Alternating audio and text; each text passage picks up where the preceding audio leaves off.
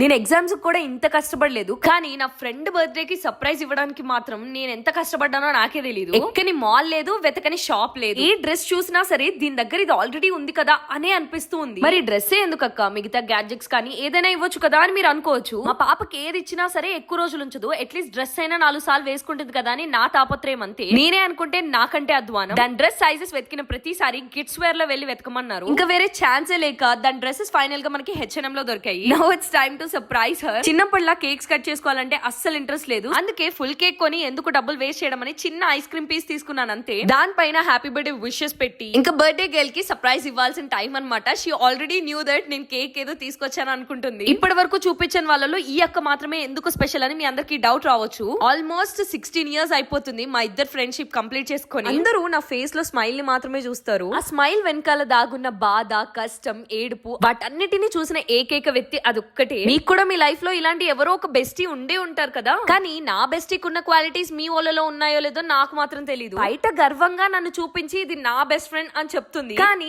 Social మీడియాలో మాత్రం అస్సలు చూపించొద్దు అంటుంది. నా పాకెట్ లో అమౌంట్ ఖాళీ అయిన ప్రతిసారి దాని పాకెట్ మనీ తీసి మరీ ఇస్తుంది. నా స్కూల్ ఫ్రెండ్స్ లో చాలా మందికి ఉన్న అలవాటు, ఆఖరికి దీంతో సహా. నేను హ్యాపీగా ఉన్నప్పుడు కనీసం ఒక్కసారి కూడా నన్ను చూడ, నేను బాధలో ఉన్నానన్న ప్రతిసారి ఫస్ట్ వీళ్ళే వచ్చి నుంచుంటారు. లక్ ఉండాలి ఎవరికైనా ఇలాంటి వాళ్ళు దక్కాలంటే. నేనైతే మచ్చేసుకొని పుట్టానులే.